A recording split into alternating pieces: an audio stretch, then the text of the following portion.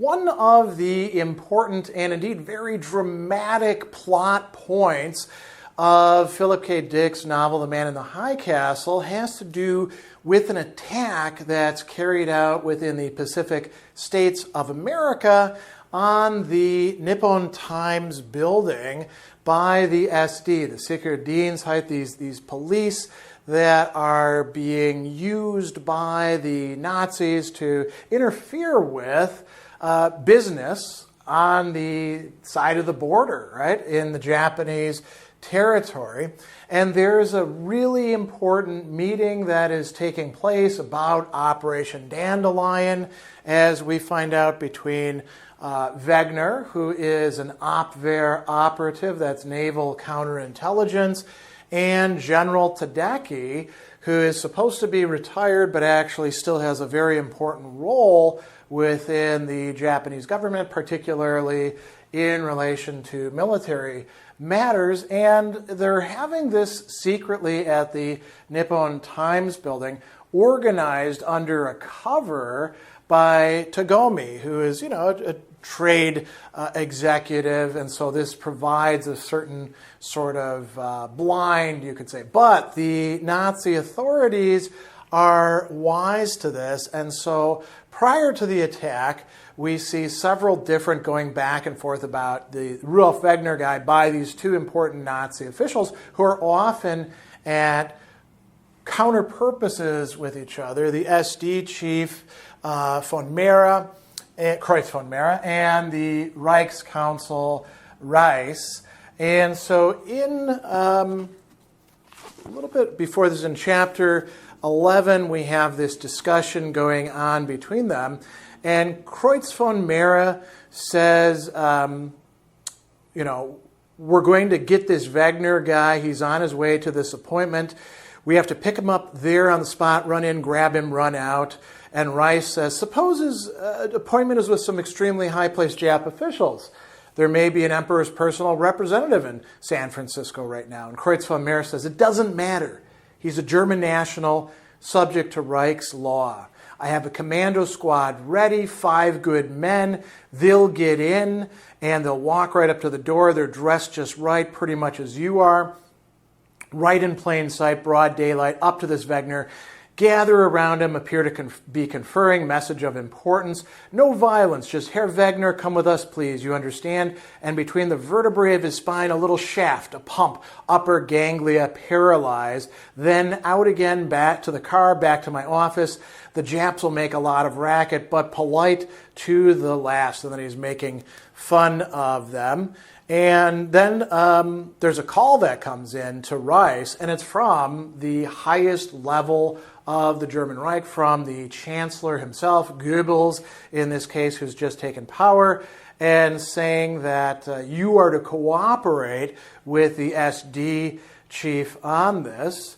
And Kreuz von Mera says, write out an authorization for us to return this Wagner to Germany forcibly, and they do that. And then he says, now when the Japanese authorities call you and complain, if they do, and Kreuz von Mera says they will, they'll be here within 15 minutes of the time we pick this Wagner up. And he says, you can tell the Japs he's a homosexual or a forger or something like that, wanted for a major crime back home. Don't tell them he's wanted for political crimes. You know they don't recognize 90% of National Socialist law. And so Kreuz von Mera is going to go and take care of this.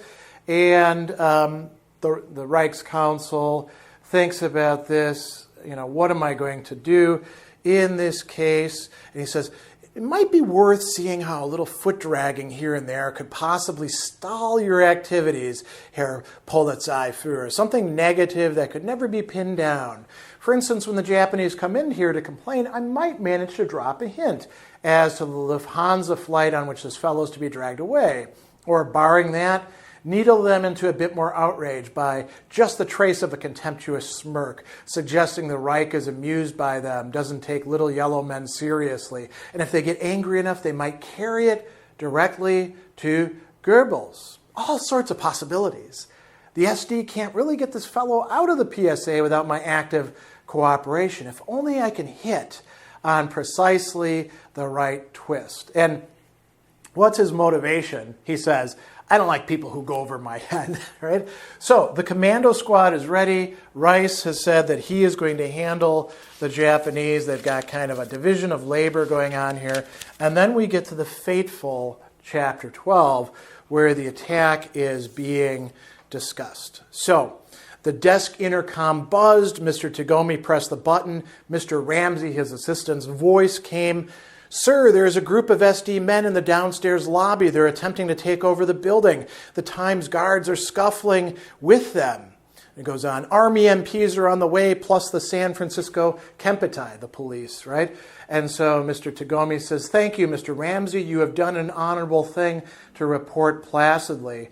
And he says to Baines and General Tedeki, sirs, we will no doubt kill the SD thugs before they reach this floor. And then he tells Mr. Ramsey, turn off the power to the elevators. And they do that. And then Mr. Tagomi says, we're going to wait. And then here's what happens.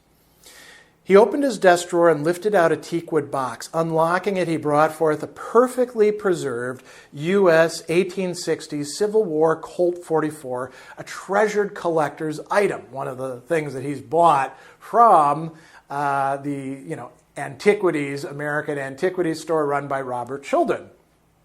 Taking out a box of loose powder, ball and cap ammunition, he began loading the revolver. Mr. Baines and General Tedeki watched wide-eyed. Part of a personal collection, Mr. Tagomi said, much fooled around in vainglorious swift-draw practicing and firing in spare hours. Admit to compare favorably with other enthusiasts in contest timing, but mature use heretofore delayed. Holding the gun in correct fashion, he pointed it at the office door and sat waiting. And we find that he's able to use this gun to take out the two remaining SD guards. For 20 minutes, Mr. Tagomi had remained motionless at his desk, holding the revolver pointed at the door. And we find that they put in some calls.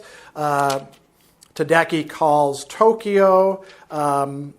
First the Japanese embassy. Now he's placing a trans-Pacific call to Tokyo.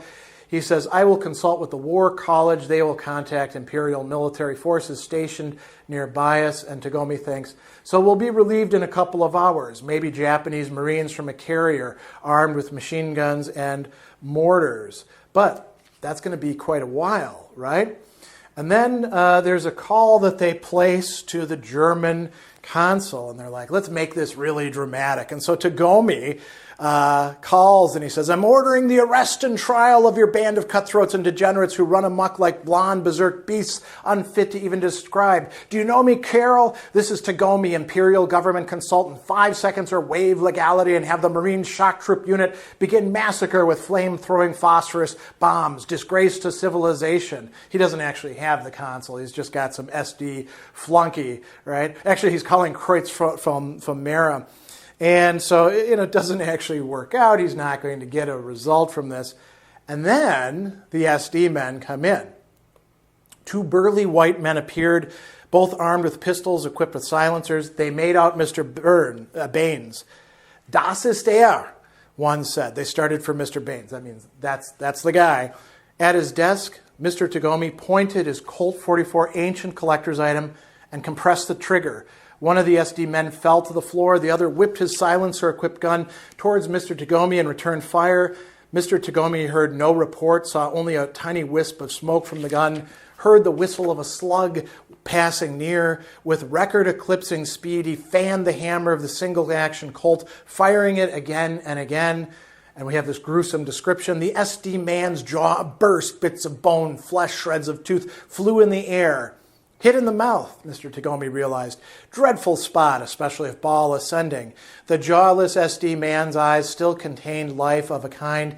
He still perceives me, Mr. Tagomi thought. Then his eyes lost their luster and the SD man collapsed, dropping his gun and making unhuman, gargling noises. No more SD men appeared in the open doorway. Possibly it is over, General Tedeki said after a pause. Mr. Tagomi, engaged in the tedious 3-minute task of reloading, paused to press the button of the desk intercom. Bring medical emergency aid, hideously injured thug here. And then they come in, and in the hall, a voice called, "German hoodlums, surrender." And Mr. Tagomi says, "Already taken care of, lying either dead or dying, advance and verify empirically."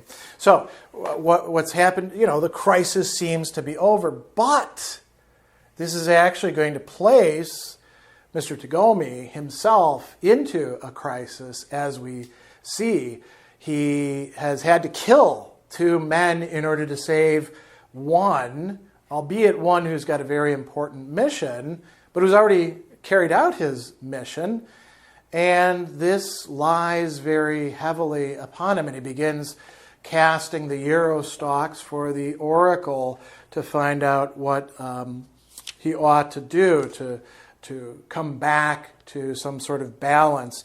Tedeki then says he'll regain his equilibrium in time. Right now he has no standpoint by which he can view and comprehend his act. The book will help him, for it provides an external frame of reference. And then going on, we find that there's an aftermath for Tagomi. He doesn't get an answer from the oracle that he needs, and he says, "Yet I must go on living day to day anyhow. I will go and find the small, live unseen at any rate until some later time." He doesn't go to the Nippon Times Building as usual. Why not? He thinks to himself, "I can never go back to the Nippon Times Building, perhaps, with its stink of death. My career is over, but just as well. A replacement can be found by the Board of Trade Mission Activities." But Tagomi still walks, exists, recalling every detail of the killing that he had to do. So nothing is accomplished.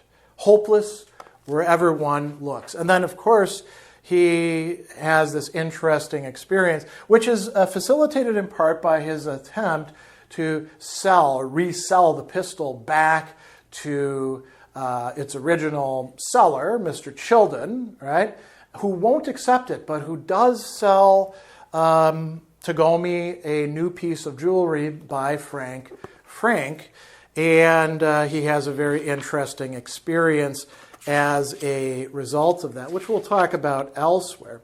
The other thing that happens in chapter 14 is a very interesting confrontation with the German consul. And first, he tells him that, "I know what all of you did." And Reiss shows up at his office, and Tagomi says, "Before you begin litany, let me speak. I personally shot your SD men." And then Reiss says, "The San Francisco Police Department summoned me. For hours I've been down at the Kearny Street station and the morgue, and I've been reading over the account your people gave to the investigating police inspectors. Absolutely dreadful, this from start to finish." So this is part of his handling the Japanese. And then he says, "However, the contention that the hoodlums are connected with the Reich hasn't been established. As far as I'm concerned, the whole matter is insane. I'm sure you acted absolutely properly, Mr. Tagomi." And then he says, "My hand. Let's shake a gentleman's agreement to drop this. It's unworthy, especially in these critical times when any stupid publicity might inflame the mob mind to the detriment of our nation's interests." And so what we see here is that Reiss wants to bury this issue. He's already disavowed responsibility.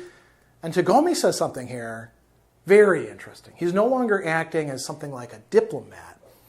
He says, "Guilt is nonetheless on my soul. Blood, Herr Reiss, can never be eradicated like ink. I crave forgiveness. You cannot give it to me, though possibly no one can.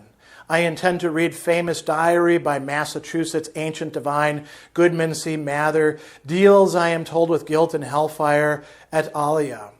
And then he tells them, "Allow me to notify you, your nation is about to descend into greater vileness than ever. I declare, heart-sick with horror, bloodbath coming beyond all compare. Yet even now you strive for some slight egotistical gain or goal. Put one over on rival faction, the SD, while you get Herr B. Kreutz von Meer in hot water. his chest had become constricted, right? He says, I am suffering of malady growing these long years, but which entered virulent form the day I heard helplessly your leader's escapades recited. Anyhow, therapeutic possibility nil. For you too, sir, in language of good men see Mather if properly recalled, repent. And so he's placing everything on a very different level, the result of this attack. It's no longer just a diplomatic incident. It has to do with good and evil, particularly evil itself. And the council says, you're holding me responsible for general conditions beyond my jurisdiction. And Mr. Tagomi says, chicken shit, I say to that. And the consul says, this is not the way civilized individuals conduct business. You're making this all bitter and vindictive, where it ought to be mere formality with no personality embroiled, right? All of this sort of machination behind the scenes. And Tagomi says, take your foul, stinking cigarette along. And he basically kicks him out. Now, he's going to suffer a minor heart attack after that. But there's one other thing that's really important that happens here that shows us a little bit of Tagomi's views on these matters. And the German consul says, here's a routine matter. It's a request by the Reich through the representative in the Pacific States of America for remand of felon now in custody of San Francisco Police Department, Jew named Frank Fink, citizen of Germany, retroactive June 1960, for protective custody under Reich's law. And Mr. Tagomi takes the form, grabs it, scribbles on the bottom, release, ranking trade mission, San Francisco Authority, vid military protocol 1947. And so this results in Frank not being tortured and executed, and in fact being saved. Now, Tagomi doesn't know Frank from Adam, so to speak, but he's had this interesting experience due to Frank's jewelry. So there's all these interesting subplots woven together in this SD attack that takes place, trying to get Rudolph Wegner, also putting Tagomi and Tedeki in jeopardy as well. Tagomi turns out to be kind of a hero, but a reluctant and guilt-ridden one for having to take the life of the killers who otherwise would have killed them. So, very important subplot that's taking place here that is revelatory, not just of action, but of character.